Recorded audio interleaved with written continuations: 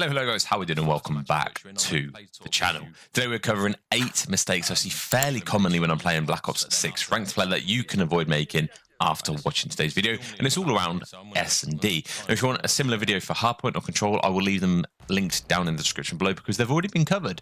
But hopefully after today you're going to make significantly less obvious mistakes in your S&D game, and it's going to elevate your S&D win percentage quite substantially. Hopefully.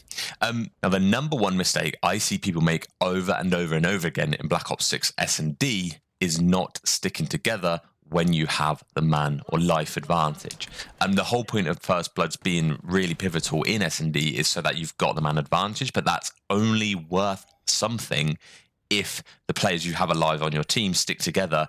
If you've got that man advantage, I see so many people lose 2v1s or even 3v2s or even 4v2s because the players or the teams with the more players decide to then do their own thing. So yeah, I'm all alone, let's try and do our own thing, and that results in the team who's only got the 2 players getting 2v1, 2v1, 2v1 and winning those 2v1 engagements because the team with 4 are completely split. In most S&D situations, especially on ranked play, we're not talking about like league or pro league here, especially on ranked play, this is an extreme, but in a 4 versus 2 situation, when there's 4 of you, you could sit in a room, 4 of you in each corner, and trade it out. Worst case scenario, the enemy plant the bomb, and you just retake a 4v2. There's only so many areas you can hit, but you can hit it all as a 4. That, or you traverse the map as a 4. Maybe in a 4v2, I know this is an extreme, but you could maybe leave one player out as an island who's sat in a really cruddy spot where they're guaranteed to get a single kill.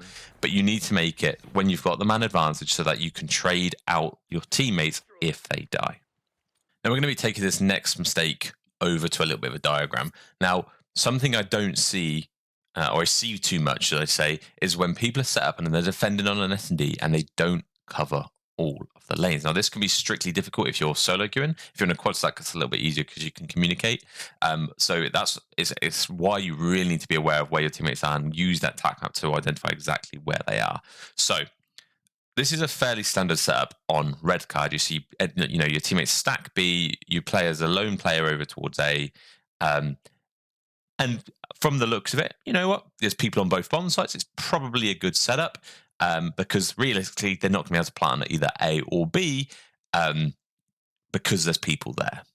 Okay, they're going to have to at least take on a gunfight. However, the difficulty lies when we take a look at the lanes that we're looking at. So you can see quite confidently here, the player over towards A at the bottom here has got this right-hand side controlled, and the left-hand side is clearly controlled here based on where the players are positioned over at B. Now, the only thing open, or the biggest thing open, is this middle lane. Now, whilst, as I said before, both A and B are covered directly, because any enemy who, even if they leak through, they've got to take on a gunfight, it leaves it unpredictable. Okay, you don't want to be in a situation where enemies leak through the middle, they then decide to pinch a spawn and get A, because realistically, this player might not even have a gunfight. Yes, these 3 might get information once this player dies towards A, but at that point it's a little bit too late. By that point they've already got A control because somebody's leaked forward, and there's nothing worse when you're set up and you're owning your lane, which is this player would be doing. They'd be owning his right hand side here. Then there's nothing worse when you're doing that for someone to then leak through the back and just shoot you in the side because somebody wasn't there doing their job elsewhere on the map. So a slightly better situation would be simply if a player moved from B to top middle or bottom flowers and picked up that middle lane. That essentially means there's no gaps because everyone's sort of got their lane looked after. However, that is very much dependent on people being able to cut them out. So this is a little bit of a ties in. So mistake, not accounting for lanes. Second mistake, not owning the lanes you're accounting for. Okay, so for example, player A here, in order to absolutely own this lane needs a line of sight that covers from wherever they are all the way through to where somebody else is not watching. So in order for player A to be effective, they need to not only see the players push to stage over here, but they also need to, over here, but they also need to be able to see the enemies push through hedges, so that if a player gets through hedges and flanks round, we don't end up in that same situation as what we just spoke about.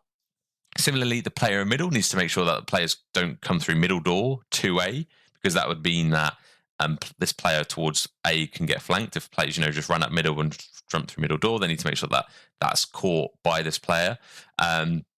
And also that tickets is locked as well. And then on the other side of that, you need to make sure that they can't get through this left-hand side, which is a little bit easier done because there's 2 enemies. So essentially, in an ideal world, for a proper setup, everyone's line of sight should cross on your team. And that essentially means every single line of sight has got a cross of the map. That's the map officially cut. And I don't see this enough when I play with solo queue people because they're not aware of what else is happening. Realistically, however, if you are this player here and you can't control, let's take this back to the first situation we had, this player here, and you can't control what the other 3 are doing, you just need to be very much aware that you need to be careful of your back as well, because you've got to own this lane and the potential of anyone coming around behind you. So if you can't control the other 3 players, what you need to try and do is make sure that you're aware that there is a risk that they can get behind you. Now I'm going to use a little bit of an example I managed to gather in a private match lobby, and this is the mistake I'm trying to cover here is not planting for a designated bomb check spot. Realistically, okay. So the reason for that, the reason for trying to plant for a specific spot is so that you can check it easily. Okay, and you can then defend the area you're trying to check the bomb from. A mistake I see quite frequently is people planting in a bit of a silly place like here, and you having to really go out of your way to check it. Like you have to really come around that corner. You have to expose yourself massively up on this heady to check it. There's no real area you can really check it from. You can maybe be able to check it from the rock, for example, if I build this back. But you've really got to, overreach and really put yourself out there in order to check the bomb. And it's obviously not an ideal situation to have. Now, this spot is significantly better, okay? What you should be doing is when you're planting, you should have a look around and say, okay, where can I see now? And in this example, as I'm planting, I can see, okay, I can see this window, which means I'll be able to see the bomb from this window. I move around, I can see from this head glitch just there, I can see the bomb from that head glitch if I need to check it. I can also see this doorway, which means I could also have a third route to see the bomb check if I just appear in this doorway, and potentially over here as well. So that means that when you eventually plant the bomb, you can also see underneath as well. That's a nice little trip there if you want to. But when you then plant the bomb, you've got 4 or 5 places up your sleeve you could be to just quickly check it. So you could hide, quickly check it for every 7 seconds or so, hide, quickly check it. You can move to a new spot. A spot like this is really good. You can check it from long distances. And what that means, especially in a situation where we were just a minute ago, where we are in that office area, let's say it's a 4v4 situation or a 4v2 situation, whatever, you've got more than one person trying to defend this defuse. You could just set up all in this room. You could make sure that you've got a setup in this room. You're defending this room, not the bomb site, because you can check the bomb from this room. And that's something else I want to try and link into this. But this is just, you should rarely lose a round when you've planted the bomb, because you should be planting it from a logical viewpoint which you can defend from. Okay, you don't necessarily have to be on the bomb site to defend it. This allows you to be away from the bomb site. It means the enemy team have to waste more time looking for you. It means you can, especially one like this where you can see it from several different areas, it means you can get a kill with someone defusing, run around a little bit, kill the next player from a certainly slightly different spot, go back to where you were. That's what I'm trying to get through here, and I hope that's clear. But this is another mistake I see people making S&D, and it's when you get the chance to plant the bomb, plant it for somewhere you can see it from easily, and make sure you don't die in the process. So if you're communicating with your team, make sure your teammates are okay. In this example here, where we're planting for the window, make sure your teammates are looking at that window, making sure an enemy can't come and peek you. Okay, and that's the sort of thing I'm referring to.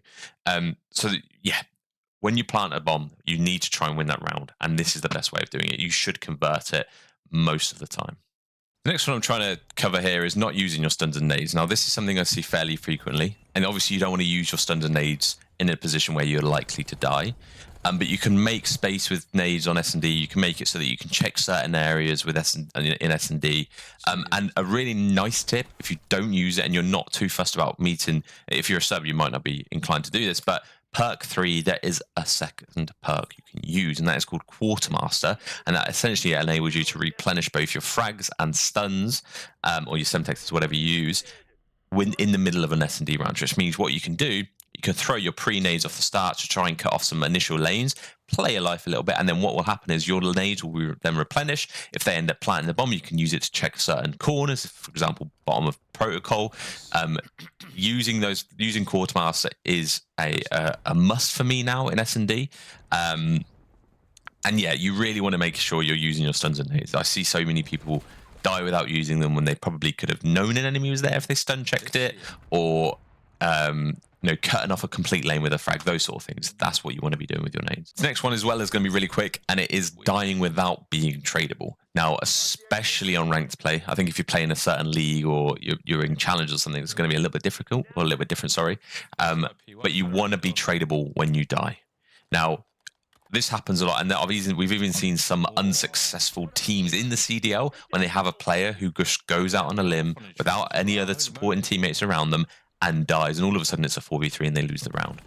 You want to make sure you're trying to be tradable at all times. You want to make sure that you're playing your life. If you have to, in that original red card analogy that I gave earlier, you want to at least try and get one before you die, or get the info. If you don't think you can get one and you're like, shit, there's 3 enemies on me, back up, play your life, and then you can attack those 3 enemies with the team you have behind you. But you want to be dying in a position where you're either tradable or where you've already got one in the first place. So then it's an even game. You don't want to be giving your teammates a situation where, oh, it's a 3v2 again, oh, it's a 4v2 again because I've died first. That's something, if you're dying quite frequently and you haven't got teammates with you, that's something you're going to need to try and work on. Got 2 more to go through. The next one is going to be about skipping kill cams. I see so many people, and especially people, even people I play with, get into the habit of when they die in S&D, they just skip their kill cams because that's what they would normally do.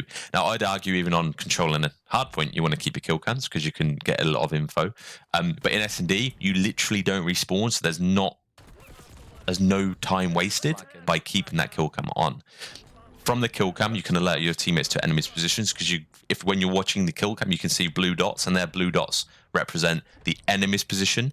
So you can get free information. It's basically, you get walls on the enemy team from the kill cam, which gives you a lot of information and gives you, not you necessarily, it gives you the information to pass on to your team, which can essentially be round saving. And that's a really easy thing you can do without enhancing your skill or ability. You just watch the kill cam and communicate to the rest of your team.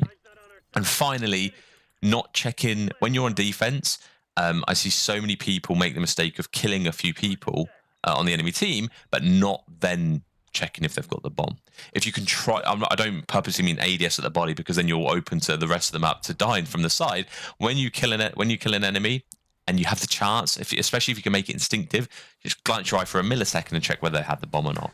If you kill an enemy who has the bomb, you will see the big towering bomb there, and that enables your team to then play and defend that area. You're no longer then defending A and B, you're then defending that bomb position because the enemy has to get to that bomb to plant it to win. So I've won so many rounds just based on no, even if you're down numbers of teammates compared to the enemy team, occasionally they'll just send one player in to collect the bomb and then they come and plant an objective.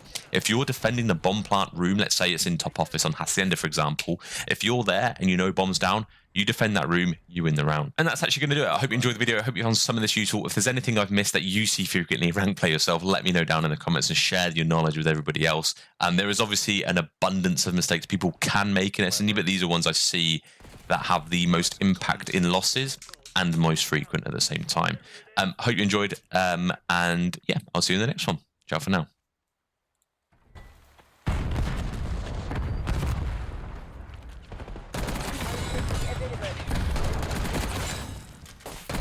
One enemy standing. Find him. End him. We'll run it. God damn, I love this. We take that. I'm going to give myself a round of applause for that. Cheeky 3-piece. Someone pull us out so we can celebrate.